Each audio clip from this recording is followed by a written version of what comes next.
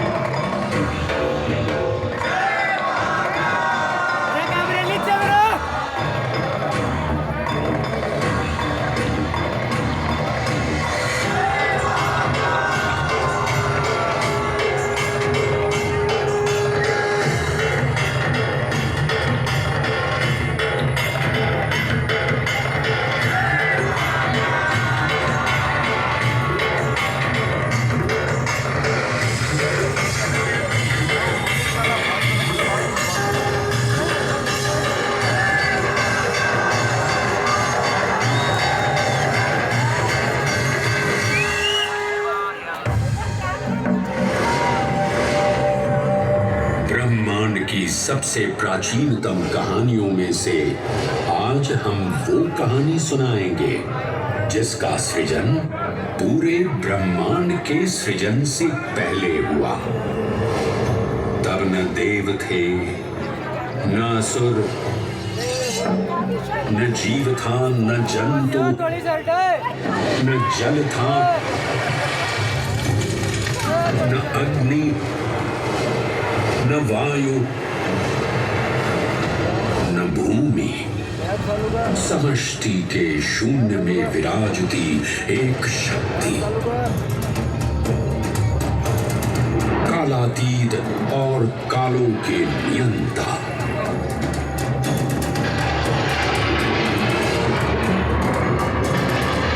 विधाता भी और विध्वंसक भी, अखंड, अचल, अविनाशी।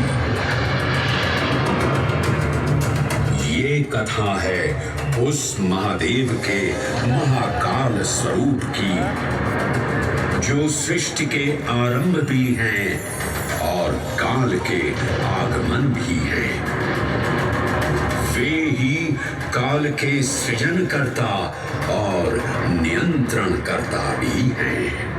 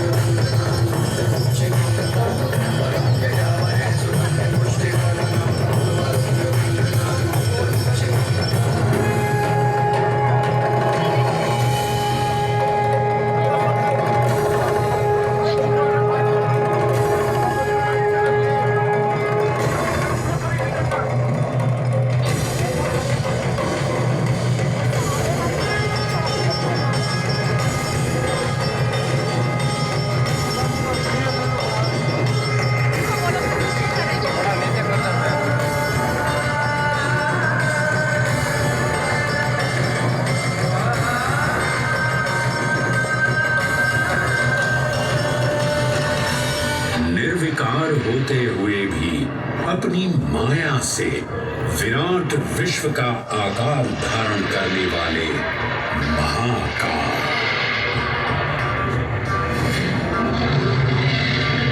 मेरुगिरी को धनुष और भगवान विष्णु को बाण बना दैत्यों के 3 पुरों का नाश करने वाले महाकाल। वो महाकाल जो तीनों लोकों में विद्यमान सभी शिवलिंगों में प्रधान है।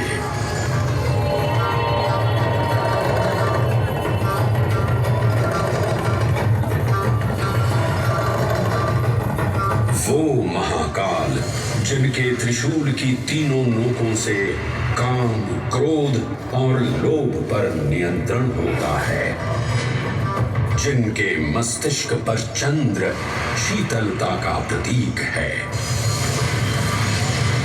और जिनकी सवारी नंदी के 4 चरण सत्य, दया, दान और तप का चिन्ह है।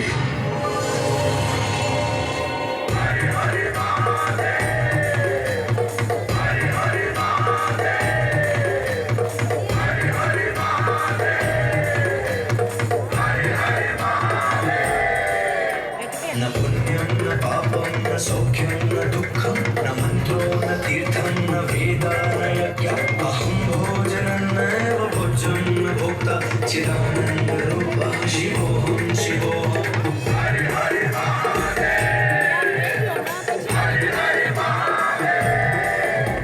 अहं निर्विकल्पो निराकाररूपो विभक्त्वा च सर्वत्र सर्वेन्द्रियाणां न चासङ्गतं नैव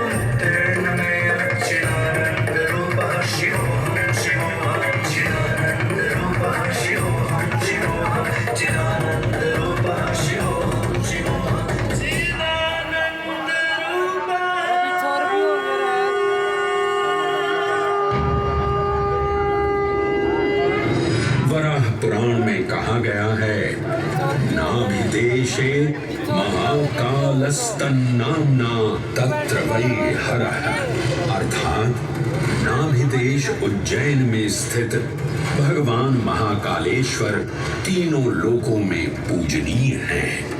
आकाशे तारकां लिंगम पाताले हाटकेश्वरम मृत्युलोके महाकालम सर्वलिंगम नमोस्तुते।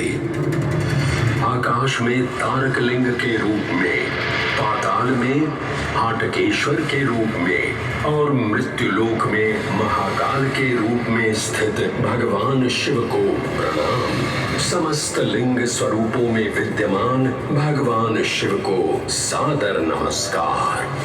नाभिदेश उज्जैन का अटूट बंधन है महाकाल के साथ, जो महाकाल स्तोत्र में उल्लिखित है। उज्जयिन्यां महाकालम महाकालेश्वरम हरम महाकालम महायोगिनम नमामि पार्वती पतिं। तो चलिए मैं आपको कथा सुनाता हूँ किसी महान उज्जैन नगर की।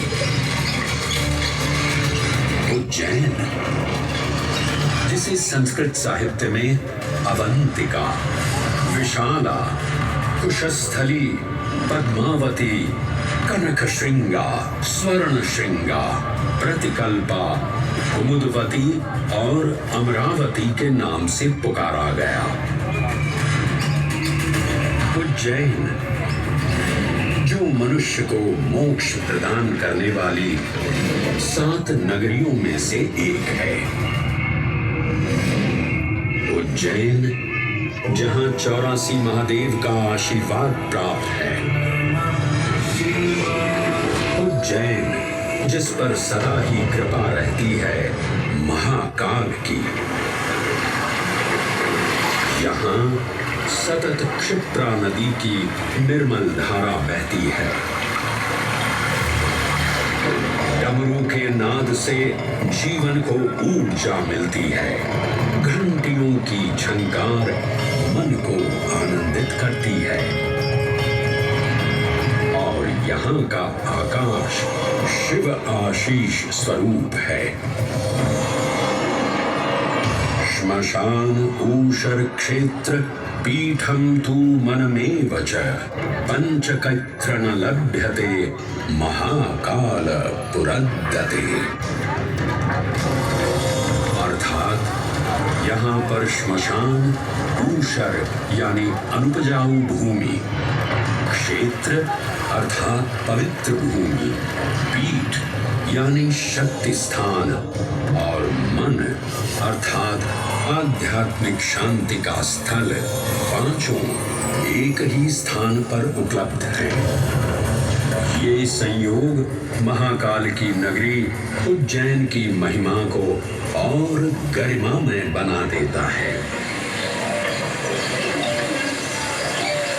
उज्जैन के इस अलौकिक स्वरूप से प्रभावित हो महाकवि कालिदास अपने काव्य मेघदूत में लिखते हैं, हे जलधर, यदि महाकाल के मंदिर में समय से पहले तुम पहुंच जाओ तो तब तक वहां ठहर जाना जब तक सूर्य आंख से ओझल न हो जाए। शिव की संध्याकालीन आरती के समय नगाड़े जैसी मधुर ध्वनि करते हुए तुम्हें अपने धीर गंभीर गर्जनों का पूरा फल प्राप्त होगा। ये संध्या आरती जिसे कालिदास ने सराहा है अत्यंत महत्वपूर्ण है, क्योंकि ये वो प्रहर है जब सभी देवी देवता गंधर्व यहाँ उपस्थित होते हैं।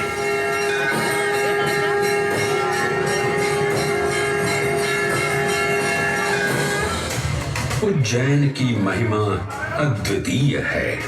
सतयुग, त्रेता युग, द्वापर युग और कलयुग, हर युग में इसका अप्रतिम महत्व रहा है। इस काल यात्रा में सबसे पहले आपको सतयुग के उस कालखंड में ले चलता हूँ जहाँ देव और दानव एकत्रित हैं समुद्र मंथन करने के लिए। मन की आंखों से कल्पना कीजिए, भगवान विष्णु ने कूर्म का रूप ले मंदरांचल पर्वत को अपनी पीठ पर उठा रखा है। सागर से विकराल लहरें उठ रही हैं, मेघ भयानक गर्जना कर रहे हैं। देव और दानव वासुकी सर्प को नीति बना और मंदार पर्वत को मथनी बना सागर को मथ रहे हैं कि तभी जल का पाप कालकूट विष निकलता है और पूरी सृष्टि को अपने ताप से झुलसाने लगता है। इस भयावह स्थिति ने देवताओं और असुरों के बीच हाहाकार मचा दिया। ये कैसा अनर्थ है? लक्ष्य था अमृतत्व का, पर अब मृत्यु की विकराल छवि हमारी आंखों के समक्ष मंडरा रही है। इस भयंकर संकट से केवल वही उद्धारकर्ता मुक्ति दिला सकते हैं जो समस्त विश्व के परम संरक्षक हैं। तभी सब महादेव की शरण में जाते हैं और पुकार लगाते हैं, ओम नमो भगवते रुद्राय। और फिर तुष्टा महादेव भक्तों की गुहार सुनते हैं, कैलाश से उतरते हैं, विष को अपनी अंजुलि में भर अपने कंठ में धारण करते हैं।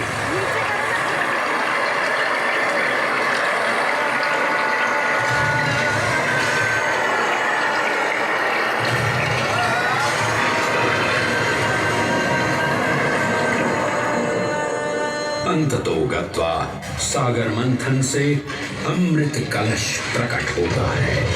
जैसे ही अमृत प्रकट हुआ, दानवों ने इसे केवल अपने आधिपत्य में लेने की आकांक्षा प्रकट की और संघर्ष छिड़ गया।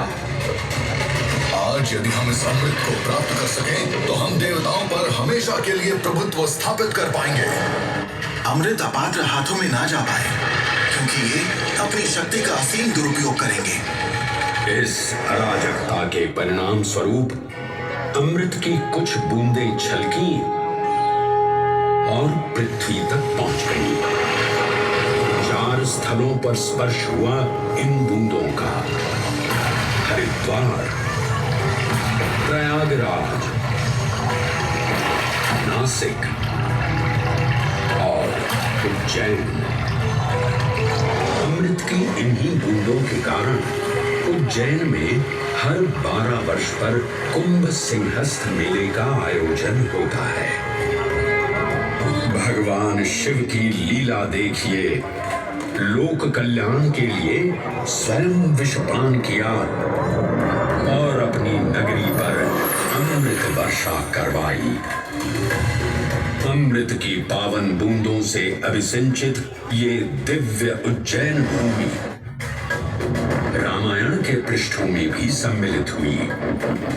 सतयुग के बाद त्रेता युग में माता सीता की खोज में वानर सेना का यहाँ आगमन हुआ।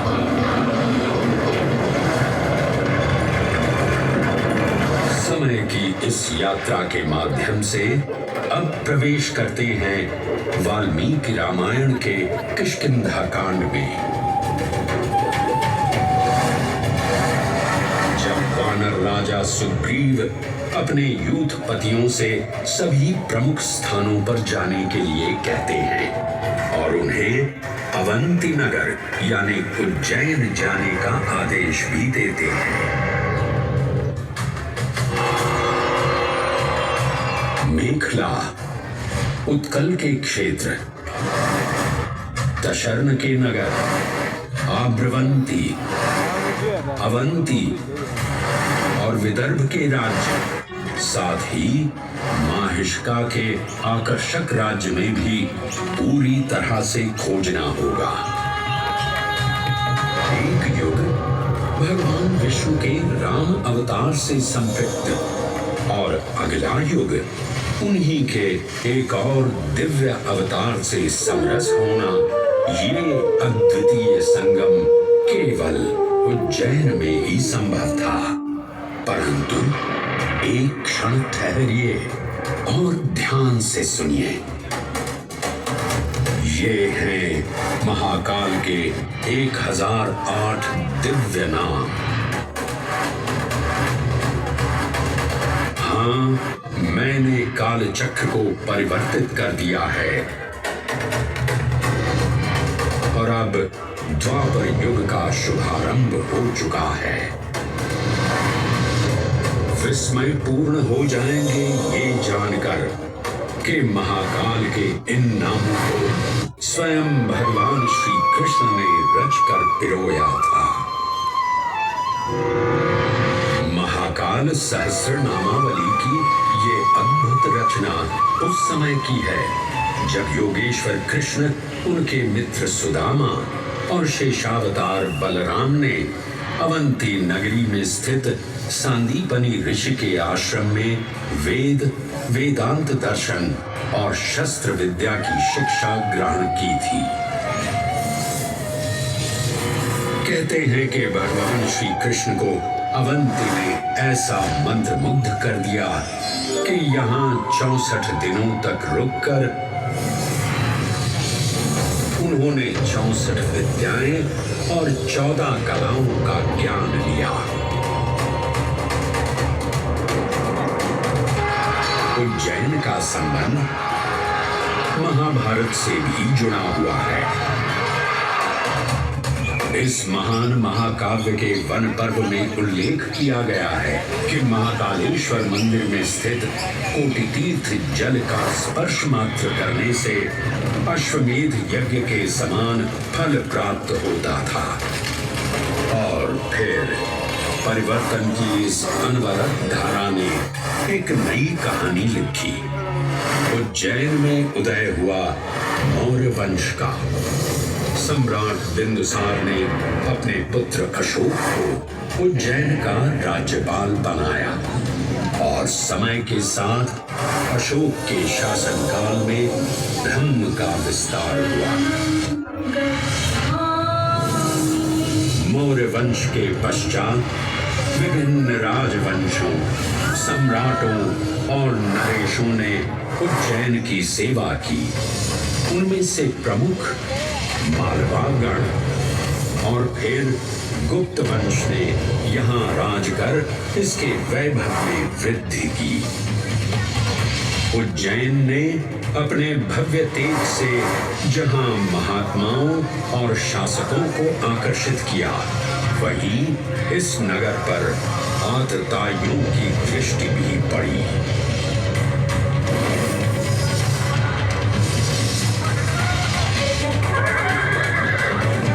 शक मध्य एशिया की खानाबदोश जनजाति थी, जिन्होंने उत्तर पश्चिमी और मध्य भारत के कुछ हिस्सों पर आक्रमण कर अपना शासन स्थापित किया। ईसा पूर्व प्रथम शताब्दी में जब भारत शकों के अत्याचार से त्रस्त था, तब उन शकों ने उज्जैन पर भी कब्जा कर लिया और फिर उज्जैन में उदय हुआ एक तेजस्वी योद्धा, महाराज विक्रमादित्य का। एक तरफ शकों का बल तो दूसरी तरफ विक्रमादित्य का अद्वितीय पराक्रम। विक्रमादित्य की तलवार महादेव के तीसरे नेत्र सी चमकी। प्रचंड युद्ध हुआ। महाकाल की कृपा से शूरवीरों ने शकों को परास्त किया और उज्जैन में गणतांत्रिक शासन स्थापित किया।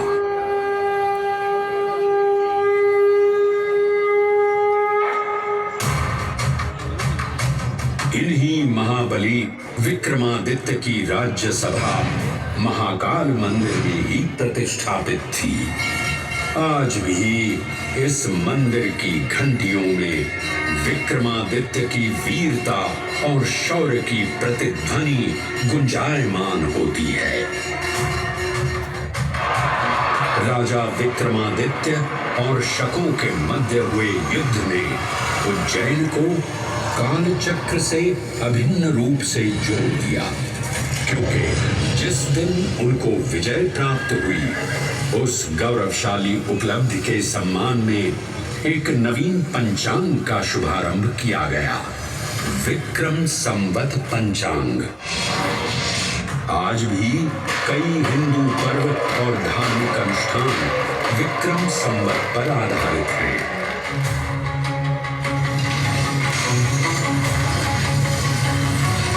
पृथ्वी की भौगोलिक कर्क रेखा इस पावन उज्जैन भूमि से होकर गुजरती है। लगभग 300 वर्ष पूर्व उज्जैन विश्व समय का प्रमुख संदर्भ बिंदु था। यही कारण है कि उज्जैन की वेदशाला में वराहमिहिर, आदित्य दास, ब्रह्मगुप्त, आर्यभट्ट और भास्कराचार्य जैसे महान विद्वान अनुसंधान और अध्ययन में तल्लीन रहते थे। खगोल शास्त्र का केंद्र, महाकालेश्वर का आवास, जगत गुरु कृष्ण की नगरी, विक्रमादित्य का राज। जयति जय उज्जैनी, वैभवशालिनी नगरी उज्जैन।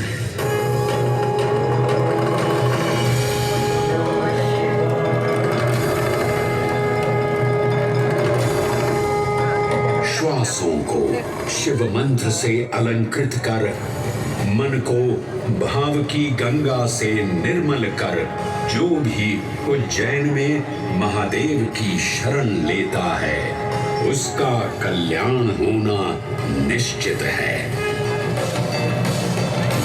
आज सुनी सबने गाथा महाकाल की, दर्शन जिनके दुर्लभ हैं, नमन करे जिन्हें काल भी, चरण में जिनके है बसा। ये समस्त संसार कभी नहीं देखा होगा धरती पर ऐसा चमत्कार।